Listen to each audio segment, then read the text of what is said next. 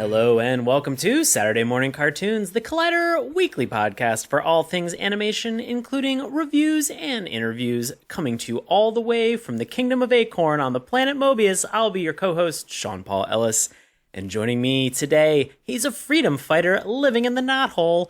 He's my co-host, Dave Trumbore. David, how are you doing, buddy? Doing good, bud. Happy to see a fellow Mobian, I guess, is what they call us. Are we Mobians? Yeah. Sure. I mean, pardon the mess here. You came at a weird time. I was busy cleaning out my knothole. Yeah, here. Your knothole is real gross right now. It's pretty bad. I had to really just got to power blast this out, so just mind your step. There's puddles everywhere. But come on in.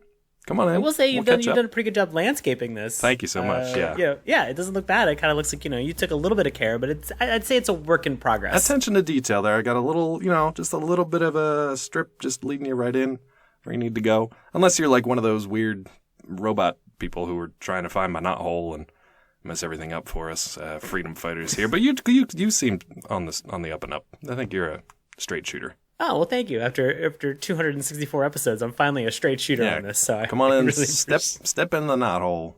Look around. Make yourself an home. Oh my God. I'm so glad that we mentioned nothing regarding a Sega Genesis or Power Rings. No. So people are listening to this with zero context. Just a lot of knothole talk. This show got real weird and real thirsty pretty quickly, right out the gate. I mean, to be fair, that's not really far off from the actual show itself. Yeah, it's not. We're leading right into it. Yeah. These are leading questions, Dave. So I'm a lawyer. I'm just leading the witness in terms of this. Can't wait to get into more thirsty knothole stuff. Why are we talking about thirsty knotholes and specifically Sonic the Hedgehog? Why would we do this to ourselves again after, I don't even know what episode it was, talking adventures of Sonic the Hedgehog? Why bring this up now, of all times? Because there is a new Sonic the Hedgehog movie that just came out yesterday, I think. Nice. And so we are going to be capitalizing off of that sweet SEO regarding Sonic the Hedgehog. What's crazy is we recorded this entire episode and then fans got real mad about it. So we went back and took another couple of years, reworked the whole thing, workshopped it, came out with knothole talk, and here is the fresh, clean, new version for you guys. It's very weird because contextually, I got the joke the moment you made it. Yeah. But people should be very clear. We animated Dave, and his teeth were all weird, and his eyes were wrong. And so we went back and we re-scrapped the whole project based on a couple really upset people on the internet, mainly Twitter. Only Twitter. A handful. We took a lot of strides to be able to course correct this, after the fact that a majority of a CGI movie had already been completed. Oh, yeah. So now we're just like, we should redo animated Dave. People were really mad that I had, quote, human teeth. And I didn't know how to take that note, but, we ran with it, and here we are. Yeah, being a human yourself, that's got to be a real hard thing to hear. It was a real strange criticism to take. Not what I expected, but the people know what they want, which is not human teeth.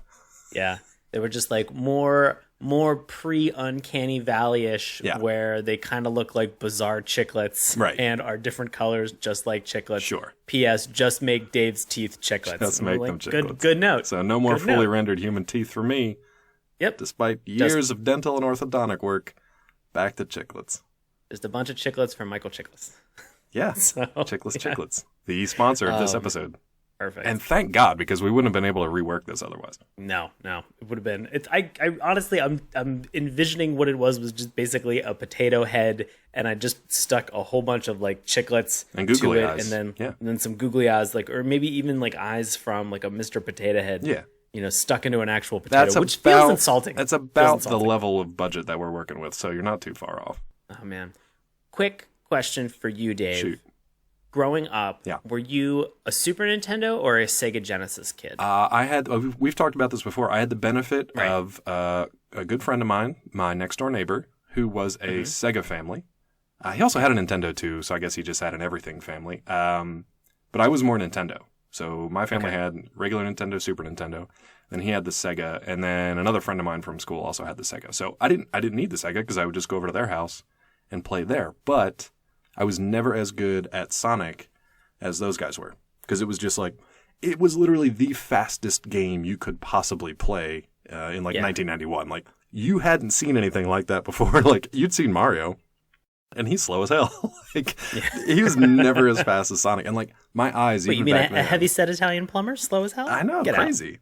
But even back then, like, my eyes couldn't keep up with the screen and what was happening. I couldn't react fast enough to, like, avoid spikes or avoid little robot birds flying around. And, like, I just had nightmares of the rings just flying everywhere across the screen. So I liked it. I wanted to be good at it, but I didn't have 24/7 access to it. But what about you? So I was a Nintendo household, and I did not have a Sega Genesis, but my cousin did. And then my sister ended up getting a Game Gear. Oh, yeah. Down the road, and she got Sonic the Hedgehog 2 that came out for it, because there was a whole separate Sonic line that they had. I think the first one was just like a rebrand, and I think Sonic 2 is slightly different, kind of steering away from like the mainstay series. I don't know. Don't quote me on that one. Definitely That's just my on it. feeling. Yeah, definitely at me. And so somebody is just throwing their Game Gear up against a wall. They've been like, holding on to it for believe years too, and Sean this is getting this broke wrong. them. Good job, Sean. I still have all of those. They're all still upstairs in a bedroom closet, and I love them. I cherish them Just dearly. vacuum sealed, pristine. Right? Yeah. But I played Sonic every once in a while. Yeah. I was a big fan of it. I really enjoyed it. I felt the same way that you feel, Dave. It was one of those like crazy fast games. Had to have some good reaction. Every once in a while, I'd get a little bit confused, but I really enjoyed Sonic games whenever they would change the perspective. So instead of the side scrolling, it was like you'd be running to try to get a Chaos Emerald, and it'd be from like back behind Sonic's head, and you'd have to navigate. Yeah, like through. a top down, and then do the Exactly. the 4 cardinal directions kind of thing, like through a maze, or Yes. hit only like the blue balls in the center or whatever they were. I forget, the red and blue maze kind of thing. Yeah. I think the closest thing to Sonic was maybe Bubsy when that came out on Super Nintendo, because that was kind of like a rip. Was with the speed. That was the only thing that was like close, and I was still kind of like, all right, I can kind of handle Bubsy. But Bumsy? Bumsy. Bumsy was a knockoff of Bubsy, which was a knockoff of Sonic. The layers of the onion that we're gonna peel back tonight. It's stinky. Yeah. Well, we are going to get a little bit into Sonic the Hedgehog, but first, let's learn a little bit more about Sonic the Hedgehog. We're going to turn this over to a longtime listener and friend of the show, Bobby Anthem, to give us a synopsis of Sonic the Hedgehog. So, Bobby, take it away. In a post-apocalyptic and dystopian future, all life has been challenged by oppression and tyranny as the evil Dr. Robotnik is on the verge of controlling Mobius. In today's episode, the series finale titled The Doomsday Project, Robotnik activates his Doomsday Machine. The freedom fighters from every zone of Mobius team up to destroy it, leading to a climactic showdown with Robotnik. Awesome. Thank you, Bobby. As always, it goes without saying, put Bobby in Sonic the Hedgehog. I don't understand why he's not a voice actor in this. Make it happen. Where are you at, Hollywood? Please. Where are you at? That's my plea. I don't know what Bobby would be a very different take on Sonic to begin with. I don't know what other characters he would actually like.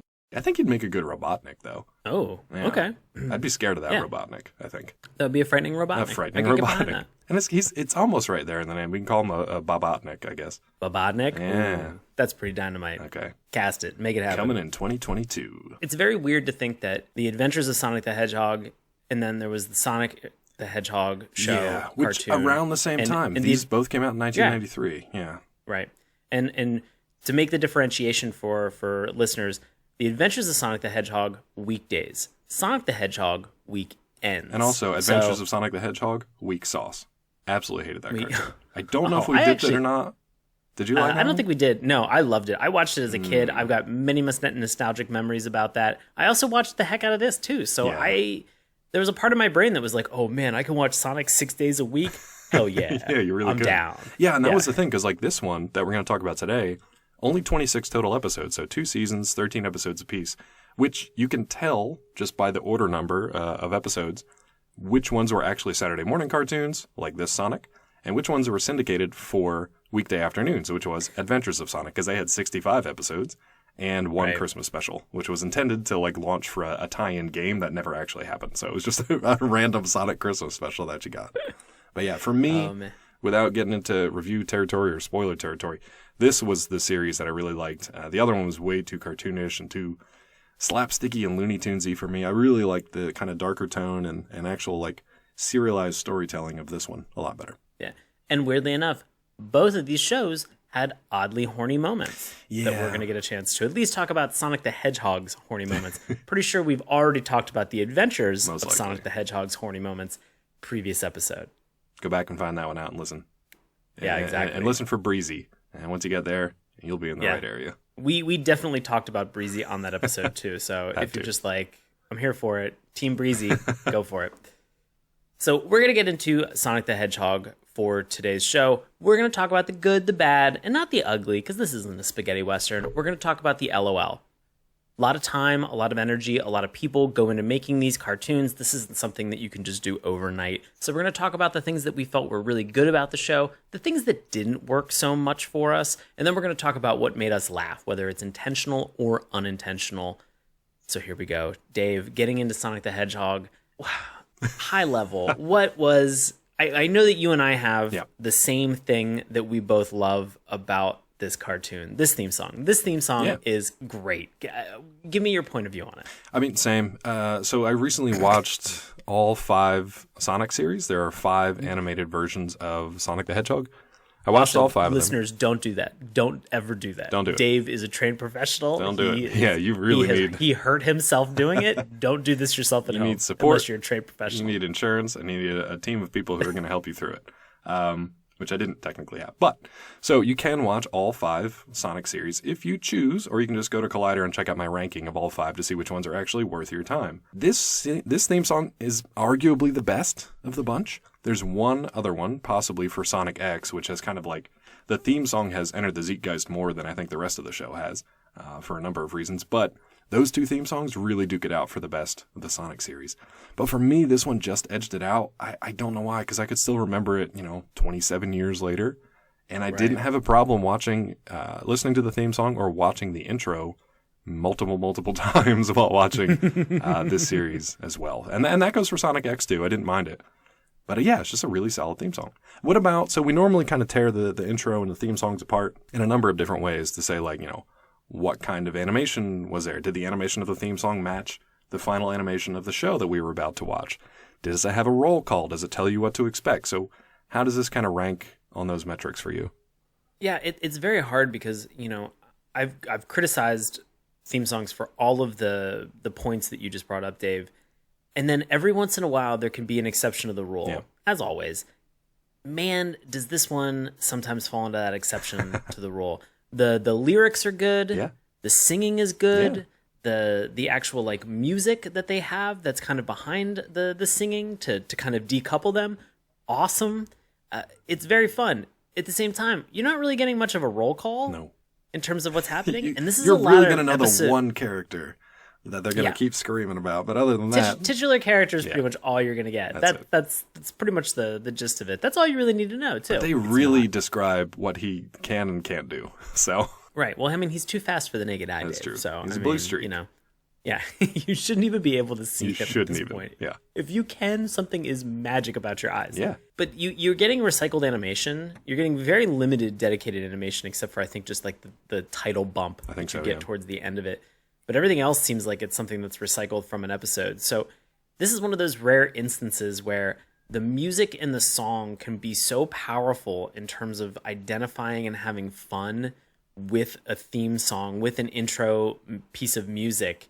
This fits that bill where it's entertaining, it's engaging, it's super fun. It's as Dave mentioned, it's extremely memorable. I can remember a majority of the lyrics now. We were singing them to each other before we were getting ready to record. Every time I think about it, it puts a smile on my face. Yeah. It's that good. That's why it wins out. That's why it has edged out all the other Sonic series. It's a theme song that's really good at edging. Yikes. The only thing that's better for Sonic X, though, is like the pace of it actually matches the pace of what Sonic's supposed to be. So watching this in retrospect, this 93 series, it's a little slow at times. The theme song itself, relatively slow to gotta go fast from Sonic X. And then the pacing of the story itself, which we'll get into, is a little slow, relatively speaking. But it really wasn't at the time. It was fine at the time. But yeah, the theme song stuck with me, and I liked the fact that even though it was a clip show animation, that it was the same animation from the intro throughout the rest of the series. And honestly, that's one of my other strong points in this series. I really like the style of the animation. It does feel like it's straight out of the 90s, but sometimes it feels like it's still quality today. And a lot of that I think is due to the hand-painted, highly detailed, fairly realistic backgrounds that are seen in a lot of these scenes throughout. There's a lot of scenes of like the natural setting in the knothole where the freedom fighters, kind of make their headquarters and where they spend a lot of their time. But then that's contrasted really well with kind of this like metallic and sharp-edged and riveted and kind of sometimes rusted out, like roboticized background of a lot of Robotnik's headquarters and just various places around the city. I'm still not super clear on the actual like mythology of the series. Essentially, like Robotnik was hired to help the Kingdom of Acorn, repel a hidden enemy. And then he kind of took over everything and just like changed any organic life into a robotic form. So he can roboticize characters, he can roboticize people and plants and things and settings. So that contrast was really well done. And then you had these kind of somewhat cartoonish characters who I think they were well designed personally. And they acted in front of that kind of realistic background, and it still holds up. I really like that animation style. No, I agree with you. And I think, we have been kind of joking about the Adventures of Sonic the Hedgehog. Yeah. I felt the Adventures of Sonic the Hedgehog felt very slapsticky. It definitely was. In terms of the humor and the content, a lot of it was Sonic kind of abusing these 2 or 3, depending on what part of the series they were in, robots, Grounder, Scratch, and Coconuts. Yeah. And it was kind of like almost Warner Brothers style or like Tom and Jerry style, like humor where he's like kicking them off cliffs and stuff like that, or they're falling on top of each other, or they're breaking apart. It felt very Roadrunner-y in Tom and Jerry if they were mixed together. And I was thinking even like Tasmanian Devil in the 90s, which I love that series, but that kind of the cartoony characters up front, but then a very sparse background. Maybe a couple of lines to distinguish like the horizon, and maybe a couple of clouds, and like 3 colors in the palette, and that's it. Like very just basic backgrounds. Versus this series, which was much more detailed. And I just felt like this style, I felt like this interpretation of Sonic in a cartoon was more along the lines of what I think is like a classic Sonic design. Yeah. So as we've been kind of joking about people going back and changing the movie CG to be something that they felt was more closer to their impression of Sonic, like when it landed and when it was finally released, like the changes that they had made, I was like, okay, this is more spot on with like what my feeling of Sonic is, which is linked back to Sonic the Hedgehog, the cartoon. Same. So for me, I'm like, this is the right one. And it's funny, in watching those 5 series, when I got to Sonic Boom, which was the most recent one of about 5-6 years ago now, and the only CG Sonic, as soon as I saw that Sonic, I was like, oh, that's where they pulled the original version from. Because he's got the full blue arms, he's a lot taller and skinnier, human teeth for whatever reason. That character looks okay, but when it's like done in the full scale like movie version, and the proportions are just way off. You can't have a semi-cartoon, half-humanoid thing interacting with other humans on the big screen. It's either got to be like all cartoon characters, like in Sonic Boom, or it's got to be the classic Sonic that we know, which is what they've thankfully like reverted to. And like Sean said, it's this Sonic. This is the one that we know and love. Right. At least they didn't try to do like a Shadow the Hedgehog thing where they just gave him a gun and they were like, don't worry about it. He's a hedgehog with a gun now. He's a hedgehog with a gun. That'll go over well. FYI, it did not. No. For another time. A good game. What's interesting, though, is like we're joking, but this plot isn't far from that. These characters, in Adventures, they're very slapsticky. It's just episodic about like how much fun they can have and how much damage they can kind of do to these fall apart robot characters. But in this one, Sonic and his pals are essentially like they're part terrorist, they're part guerrilla fighter, they're part like freedom fighter folk hero because they're actively resisting Robotnik's regime, which sailed over my head as a kid. Weirdly pertinent today in 2020. Not a plot that you expect to see. But they still have, it's still light and fun, and they do have like, there's plenty of action and fun and comedy to be had with it, but it's interesting that the entirety of their plot is them as like the underdog fighting back against this like oppressive robot regime. Thought that was pretty interesting. Do you think that at the Sonic pitch meeting that they sat there and like the Sega executives were like, but what if, like, we hear what you're saying, he's obviously the fastest thing alive, he's too fast for the naked eye, we get all of these things, we love it, but what if he was a guerrilla fighter / terrorist? It's so weird. I want to know. Yeah, that both of these came out at the same time, though. So I feel like they just went to both extremes, and there's no middle ground at all. It was either like domestic terrorist freedom fighter over here, or just slapsticky Looney Tunes knock here. And that's it. That's the only two you got. I actually think in some of the game itself, there are some elements, or at least my brain is kind of extending to think this way. In playing any of the Sonic the Hedgehog games, even like the first on Genesis, you get to the very end of like the 4 levels, and then you would fight a boss. Right. You'd fight a version of Dr. Robotnik. You beat him, and then you'd run a little bit further to the right, and then there'd be like a capsule, and you'd step on the button on the top, and it would explode, and a bunch of like animals and would all pop out, and they'd be free. All the other woodland creatures. There's a part of it that for me, I kind of remember playing the video game and watching this cartoon at the same time and thinking like, oh, this is interesting because all of those animals that you've saved at the end of those boss fights, they're just growing up to then be freedom fighters, and hopefully combat Dr. Robotnik. I was like, it's kind of weird that like you're putting the onus on this one person to just be like, he's not only is he the name, but he's also the army of one that you have that's fighting against everything. Well, but that's another thing that I like about this cartoon is he's not. I mean, it's his title, and he shoulders all of the, responsibility and action, but it's not all just focused on him. It mostly is, but he's got this team of freedom fighters around him. Yeah, are you okay? Yeah, but I'm going to agree to disagree with you because there's definitely some moments in the episode that we watched, which we should mention. We watched the highest rated episode on IMDb. Yeah. It happened to be the finale. Right, series finale. The series finale. Not like an end of season finale. We watched the very last episode of the series. That's it.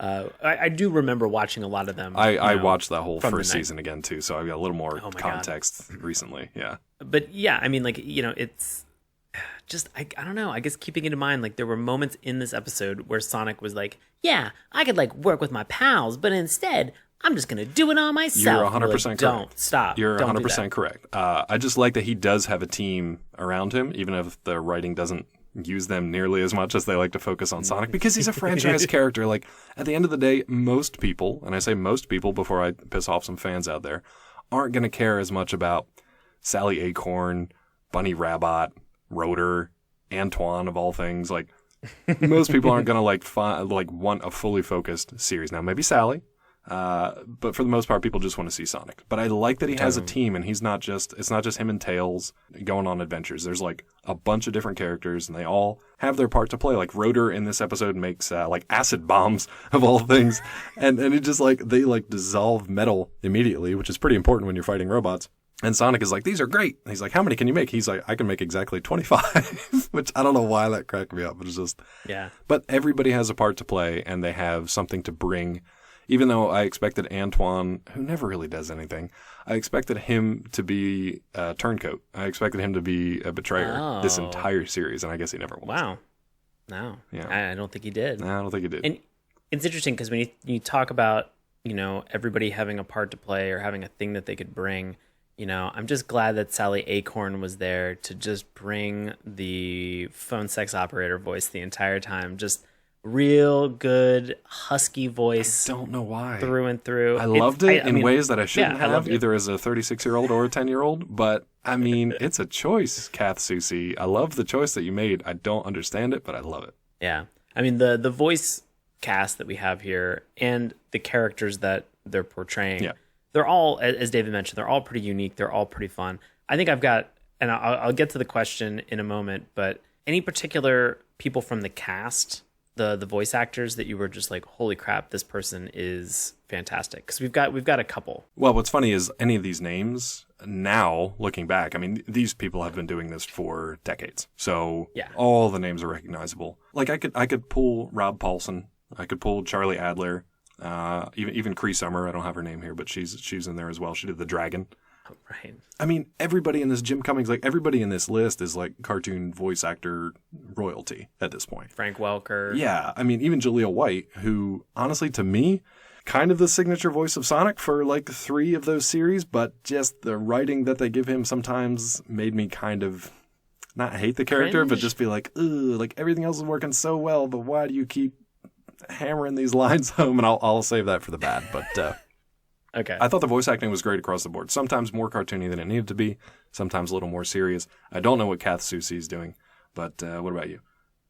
Well, I wanted to, Jaleel White, I think it's one of those things that, like, once you hear it and once you realize that he is the voice of Sonic, Steve Urkel. Right. Or Stefan Urkel. Yeah. Or the Urkelbots. There's a lot of different things you can throw in there. Once you realize that it is him, there's no way of not hearing, "Did I do that?" Like, as he is talking. Yeah, which, it's the same. To his credit, totally fine. I'm okay with that. Yeah. It blew my mind because I did not realize that Jaleel White, because I was a religious TGIF fan in the 90s, watching all of those shows. I loved those family sitcoms, and Family Matters was no different. I thought Family Matters was great. Was fantastic. And these were at the same time. Awesome. Like, these were overlapping, too. Right. So it was like, great time for Jaleel White, man. But damn, I would have never guessed when I was a kid that Jaleel White was also doing the voice of Sonic. I would not have been able to make that leap. My little 13-year-old brain would have exploded at that point. I just don't think I could have done it. I wanted to ask the question. Shoot. This voice cast is great. We've got a lot of people that we've talked about from other cartoons. Any specific character that you were just like, this character is the best? Probably Sally, just because, Kath went for that smoky, sexy voice for some reason in a kid's cartoon, and it works, but it's also like, it gives me confused feelings. And and I'm not alone. Like, everyone else out there is just like, oh yeah, I know exactly what he's talking about.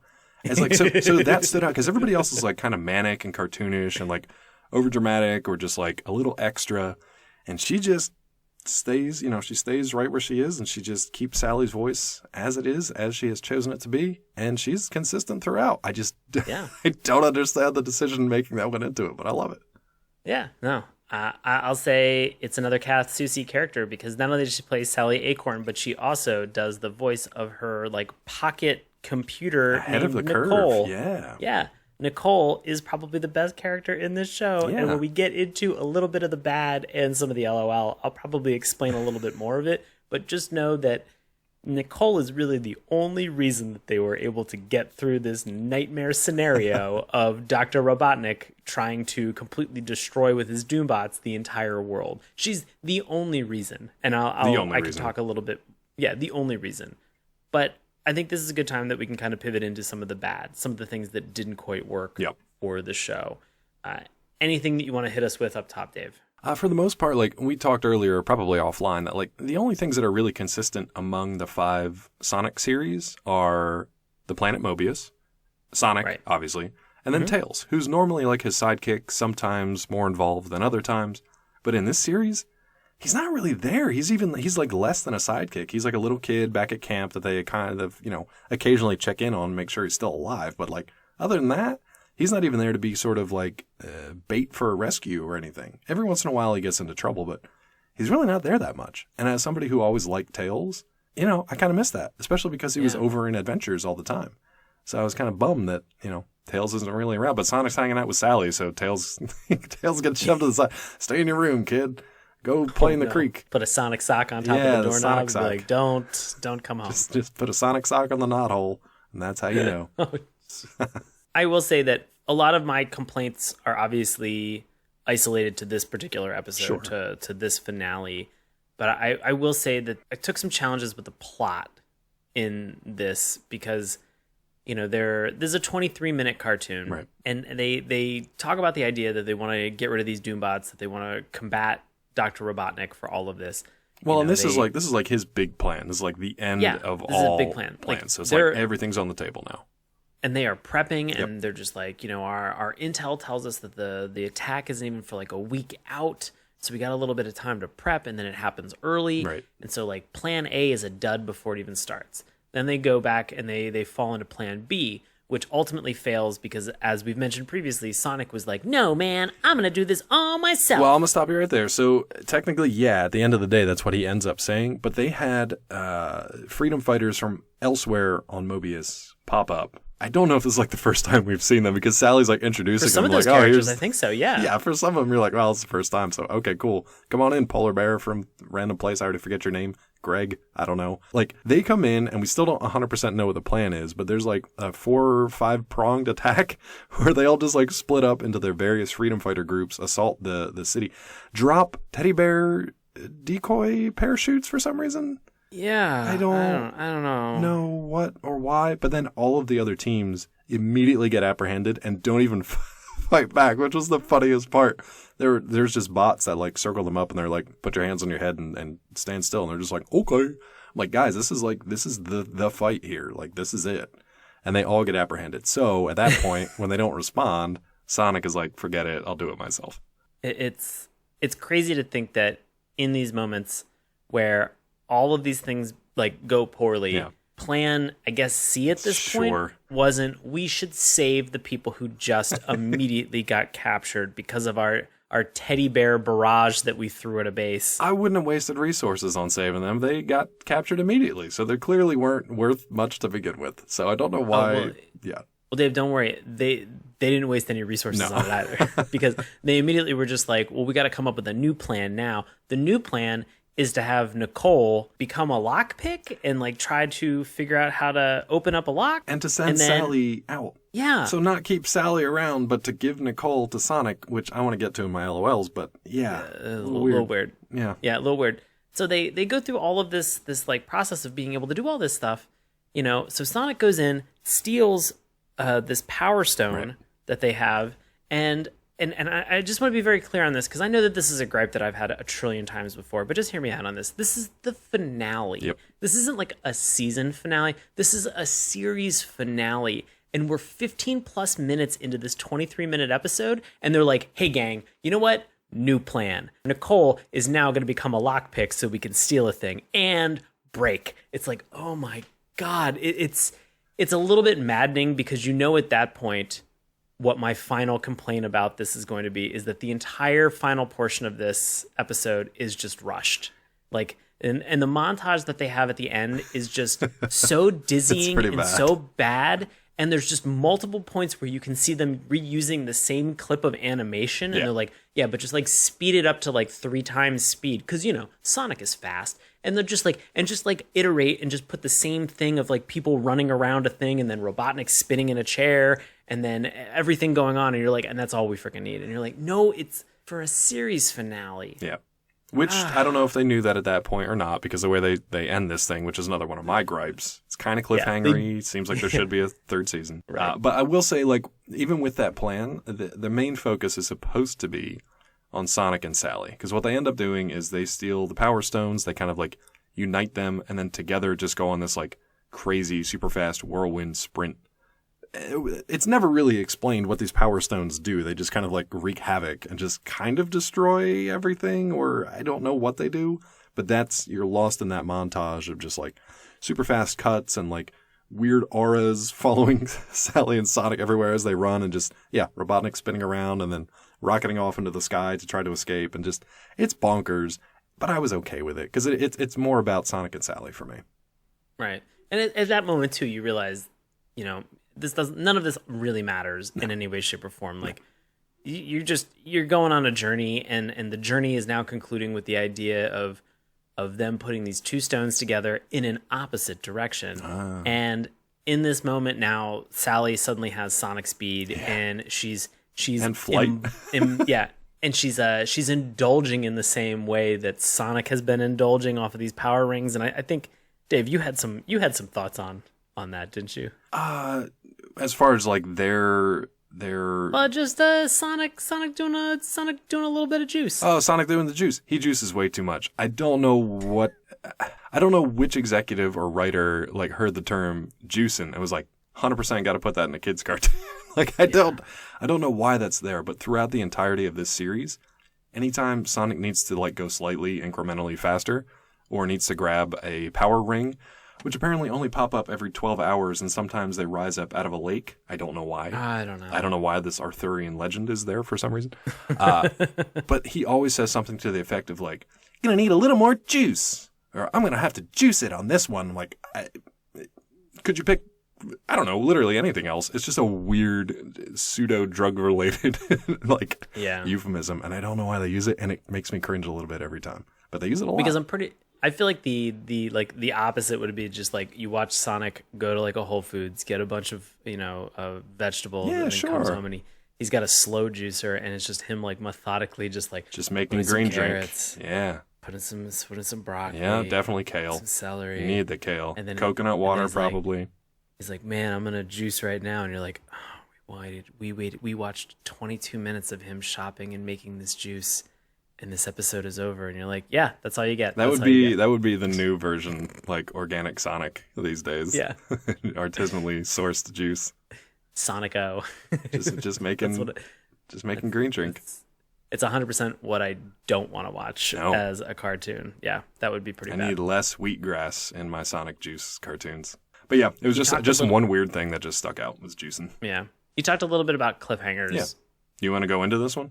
Yeah, this cliffhanger is interesting because, we've talked a little bit about, the idea and sort of the history behind this, about, the Kingdom of Acorn, the king going through a coup d'etat and, getting overthrown. Which that was Sally's father originally. So that's why she's kind of like in this freedom. What I liked about Sally, and not to cut you off, but what I liked about Sally is every time somebody calls her a princess, she's like, it doesn't matter out here, because she's just like full on, just like dedicated to the cause. And she's like out here in like the wild, basically, like where things are out to kill you. She's like, princess doesn't matter. Right. I like that. But we get this moment where like these people who betrayed, which is Dr. Robotnik, who's originally named Julian, and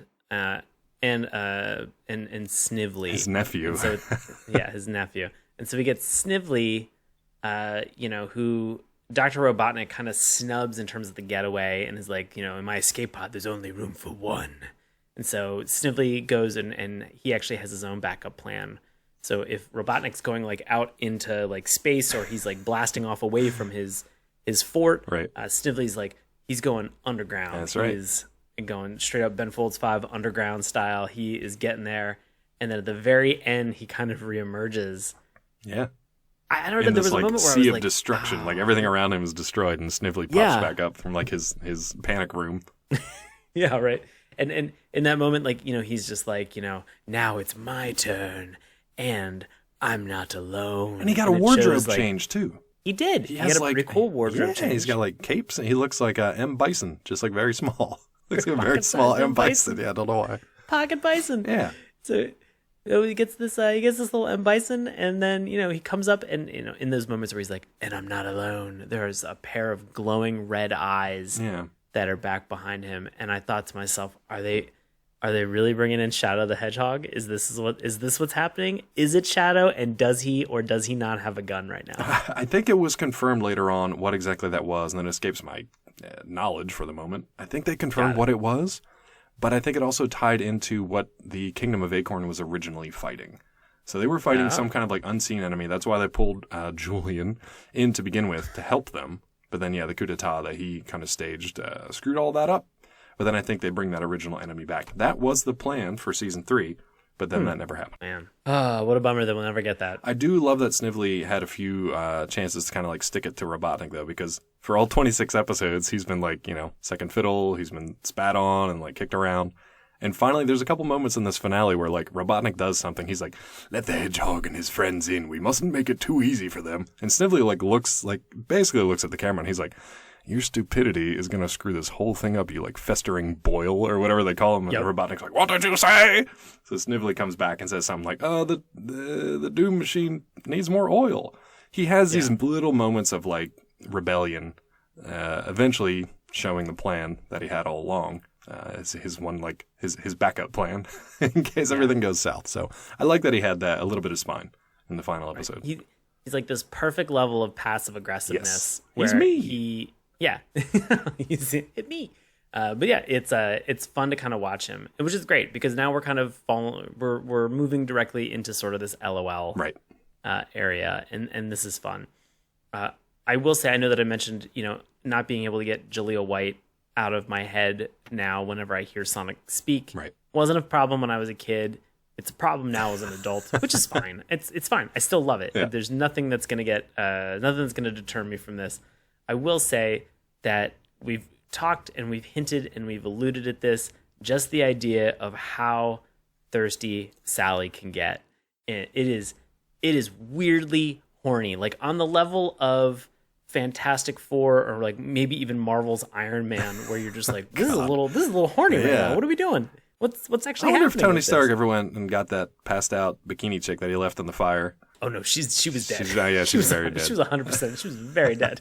This is not happening. But no, this show is weirdly horny, and like Sally is the I don't want to say aggressor, but she's the more like assertive of the two. She's always trying to like, sidle up to Sonic, and she flashes she bats her eyes, and she's always got that breathy voice, and she kisses him all the time.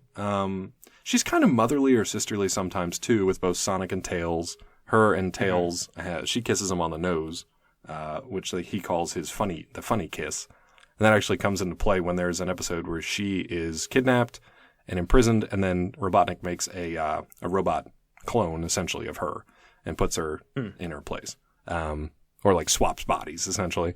So it's like they do a lot of stuff with that, with like their relationships and stuff, but she keeps trying to go after Sonic and like get his attention, and he, for as heroic as he can be, he will run away from commitment just about as fast as any man out there. So I was like, okay, Sonic, sometimes you act like a child, and I don't know what's up. Yeah. So they do resolve it in this finale, which was nice. It's funny because like we keep saying that, Sally was the more assertive one and that she was being a little bit thirsty. Good for her. Yeah. Like, good for her. Because this entire time, Sonic is like leading her on in weird ways where he's like trying to be real gentlemanly, where he's like kissing her on her hand, like some weird faux romantic gesture like that, where, he's also somebody who's like giving hints and dropping hints every once in a while. And then finally Sally has these moments where she says like, hey, if those power rings gave us that feeling, with a high five, I wonder what it would be like with a kiss. And Sonic's like, I gotta get out of here. He books it. Got a speed, kid. And like got just a juice. Bolts. This is what happens when you have a drug addiction. Like that ruins everything else in your life. So even if you have a great, like perfect relationship, drugs will ruin that. So don't juice. Yeah. There's an episode earlier on too where Sonic is like, he's fallen asleep against the tree or whatever, and she's there. And in his asleep, he's talking, and he's like, "You're so perfect. You're the best thing for me. You're the only thing I ever need. I don't want anything in this world but you." And Sally starts like blushing, and then Sonic starts talking about a chili dog. So she gets like obviously like super upset about it. But it's like they've done that throughout the entirety of this show's run. So the fact they finally get a kiss, even though it's all juiced up and amped up by the Power Stones at the end, that was kind of nice. That they at least had some closure to it. Yeah. No, I agree. And Tails was weirdly just like watching from the corner in the shadows. Yeah. It was really disturbing.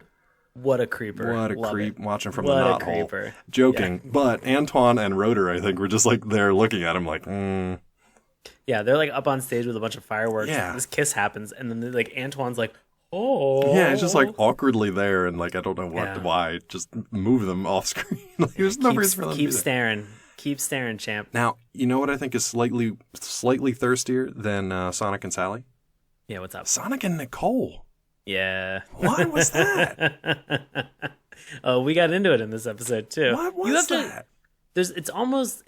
It's almost worth going back to see how many opportunities just Nicole and Sonic get together by themselves, because there are some definite lines. Did you write any of them down, Dan? I wrote down the first one that he says as soon as like Sally exits, gives him Nicole, and then Sonic is like beside himself with like glee, so happy to have her by himself. He says, "Just me and you, babe. Now show me some pictures." I've lost it at that point. It was just like in today's context, like send nudes. Oh my god, yeah, basically.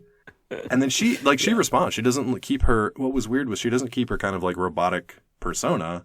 She says something to the effect of like, "Whatever you say, Blue Streak, you're my main hedgehog," or something like that. Like she's super flirty back. So I don't know if that was because Sally programmed her to be that way, or if Nicole has this sort of like sentient AI that is also like in love with Sonic. I don't know, but it was real weird. I like it. Yeah. And we'll say a couple of the other things, just in kind of trying to understand this kiss situation. Yeah. Dave and I have been talking about the idea that like really, honestly, how old can Sonic be? It seems like Tails is a little bit younger. He's definitely maybe like preteen, like tween kind of area. Yeah, at most. Sonic is not supposed to be that much older in terms of this series. Like he's still relatively young. Sally seems a little bit more sophisticated and older. Now, granted, yes, majority of the time, women are much more sophisticated than men are, even at the same age. Yep. So they could be similar ages in terms of what they, of how they were cast. Maybe that's what we were seeing in terms of like the age disparity that they had between them of not being able to really kind of reconcile this. Maybe, Sally's a little bit older, well, in that case, good for Sonic. And Sonic's a little bit younger. In that case, good for Sonic, good for Sally. Like, good for them these both. are all, good for both. And good for Nicole. Bring her in too. Like, I don't know what you're getting up to in the knothole, but make this throuple. What happens in the knothole Exactly. stays in the knothole. Yep. But the moment that we're trying to figure this out, I had the question where I had to ask Dave, I was like, how long do hedgehogs actually live? Yeah. And the answer is only between 2 to 5 years. The answer's not great, gang. Not great, gang. So if you were like, oh man, Sonic's probably much older than that, hedgehogs live forever. They do not. No. They do not. Maybe on Planet Mobius they do. I'll give them that. Yeah, sure. Anthropomorphic Maybe alien version of hedgehogs, it? yeah. 100%. Yeah. Yeah, makes sense. Maybe they get a few extra years. Yeah, right. They get just a handful. The other thing that was very funny to me is that as we were kind of going through this and trying to figure out how old a hedgehog lives, Google posed a series of questions where one of them was just, are hedgehogs cuddly? And this is the best response. This is, if your definition of cuddling is hugging, then the answer would be no. I was like, that is direct and to the point. Thank you so much, Google. Thanks, Google. You're the #1 search engine. This episode, sponsored by Google. Oh, I wish. Yeah. Then we could actually go back and like CG render both Sean and myself for this entire hour conversation. Man, what a crazy, What a waste of money crazy that would thing be. that Google. Yeah, what a waste of money that would be. Just a bunch of potatoes with chiclet heads. But That's all we who want. knew that Sonic the Hedgehog back in 1993 would presage the arrival of like Siri, of Alexa, of handheld, supercomputers in your hand on iPhones or Android phones or whatever. Like I was like, Eco-terrorism? that's actually Yeah. kind of cool. That's good too. I'm still waiting for my Captain Planet and the Planeteers turn to eco-terrorism. I'm waiting for that. Warner Max. You heard it here first. Oof, get on it, Warner Max. Yeah, Warner Max. I don't even know. There's so many things that have just Max at the end of it, like Cinemax. I'm just confused at this point. It's okay. I don't care. We'll sort it out. Any final thoughts about Sonic the Hedgehog, Dave?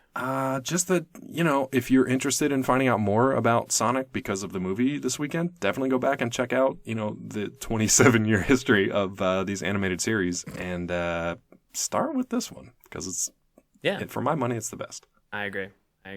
Well, let's get into our reviews for first-time and returning listeners. We are going to say, whether we recommend something, whether we don't recommend it, and if we don't recommend something, we're going to go one step further, and we're going to give it the Who Framed Roger Rabbit style dip, which erases it from the annals of cartoon history, so we can tell you exactly why we liked something, and that it is a good use of your time, and we can make that recommendation.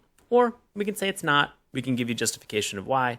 We can also go that one step further. If we don't recommend it, dunk it. Give it the old dunkaroo, the old dipperoo. Get rid of that.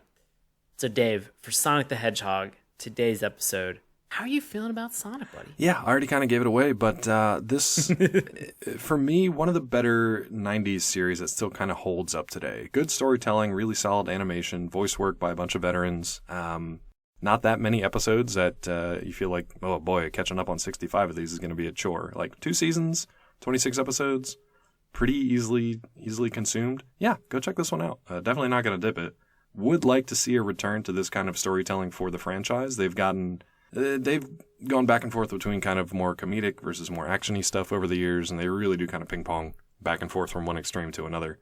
But I would love to see another Sonic series and maybe pick up as like a spiritual sequel to Sonic the Hedgehog Sat-Am, the Saturday Morning Cartoons one. So that's what I say. What about you?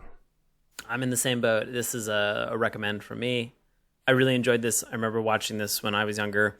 I think that this does a great job of kind of giving me that classic Sonic the Hedgehog view of what I want, with some interesting things about all the terrorism and guerrilla warfare that you don't get from the video games. Right. So this to me feels like the classic, almost definitive Sonic the Hedgehog cartoon. I super enjoyed getting back in and rewatching this. The theme song's just unbelievable on this. It almost defies the odds how good it actually is. It breaks my brain in terms of how much I enjoy it. So I think it's definitely worth watching. Plus, guys, also, Jaleel White. Yeah. Jaleel White is Sonic the Hedgehog. How can you not like him? Respect your elders. Yeah, the classic voice of Sonic for so many games and cartoons that we have that are out there. I love seeing him in this series, so I think it's fantastic. So there you have it. Sonic the Hedgehog. It's worth your time. Go and check it out. Don't watch Sonic Underground. Don't do it. Don't do it. Or, unless you had real nostalgic attachments to the Adventures of Sonic the Hedgehog. Also, maybe go watch that. I don't know. That one depends. It's a good contrast. Contrast? It's definitely a good contrast. Yeah. That's okay, Dave. Well, wrapping up, you heard him on today's episode, our friend Bobby Anthem. You can hear him on his paranormal podcast, Inhuman Experience, along with his co-host, Bobby Blades. You can check him out on Twitter at IEXP_podcast. And Bobby has a solo show called In Search of My Lost Soul, which is available in the same stream as Inhuman Experience. Go find Inhuman Experience, and you get a bonus show, In Search of My Lost Soul, by Bobby Anthem, for free. All these are available on Apple Podcasts, Stitcher, just about anywhere podcasts are found. Dave, what do you got going on? First of all, I am going to refer to Bobby as Dr. Robotnik from now on, unless he orders me to cease and desist, in which case I will immediately. I'm hoping for a text message after this episode. Just immediate tweets. Yeah. Be like, please cease and desist. Cease and desist. Cease and desist. Signed, Dr. Robotnik. If you want to send me a cease and desist, you can find me over at collider.com. Check me out on Twitter at DrClawMD. And if you're a reading type, you can check out my book, The Science of Breaking Bad, from MIT Press. Available literally everywhere, even on the planet Mobius. What's going on with you, bud? What's new? I do live improv comedy with a group that's called Nox. That's NOX ! We perform in Washington, D.C. for Washington Improv Theater. You can find tickets and times witdc.org. I also am always on Twitter and Instagram. Always. Help me not be on Twitter and Instagram. I'm there every once in a while. I think I'm looking for other people's messages, and then I just contribute on with like something that I think is fun. I don't know. I'm a lurker. That's it. That's all I got. You can find me on Twitter and Instagram at Sean Paul Ellis. And I'm also on an improvised podcast that is called The Bureau, which is out now everywhere. I think it was actually just released over this past weekend for everybody to give it a listen. You can check out The Bureau. Guests of the show, such as Isabel Galbraith, as well as also Jamal Newman, are also on that show with me. The idea is that we are members of the FBI, and we are recording a podcast in a break room. And so if you are at all interested in that, you can listen to this completely improvised podcast about the minutia of people working in the FBI. Should be a lot of fun. It is a lot of fun. I'm on that show. So enjoy. Want to support us? Man, you are the nicest human being ever. You can go to our Patreon. And you can search Saturday Mourning Cartoons. It's also a link in any of our bios. You can find it there. Maybe also go and tell a friend. Tell a friend. Or if you're just like, you know what? I know that Apple iTunes, and if I review them on there, that it'll help them out. Go do that. That's cool. We still don't know how that works. It's only been 5+ years. We're working on figuring it out. Also, I feel like Apple is working on figuring it out too, but I digress. Want to slide into our DMs on Twitter? Perfect. At Morning Tunes. Remember, that's morning with a U. Check us out on Instagram and Facebook at Saturday Mourning Cartoons. Drop us an old-fashioned email, SaturdayMourningCartoons@gmail.com. You can find all these links on our link tree, which is in the bio for all of our social media sites. It looks like the one that if your parent was to click on it, they'd say, wait, is that spam? Am I clicking on spam? No, you're not. Don't worry about it. We got you covered. And as always, you can listen to us on YouTube, Apple Podcasts, iTunes, Stitcher, Google Play, Spotify, anywhere fine podcasts are sold. That's Sonic the Hedgehog. We've got 2 out of the 5 that we've now reviewed. I don't know if we're going to make all 5. I don't think we have to. I feel like I want to send us off with one of the classic Sonic phrases, the gotta speed, kid. It never made any sense to me. I don't understand what a kid is. I know he's trying to say kid, but oof. Welcome to the knothole. Yep, oof. Thank you guys so much for listening, and we'll talk to you next time. See you next time. Gotta go fast. Knothole. Hey, everybody. Thanks a lot for listening to Saturday Mourning Cartoons. Now, if you'll excuse me, I have to transform and roll out.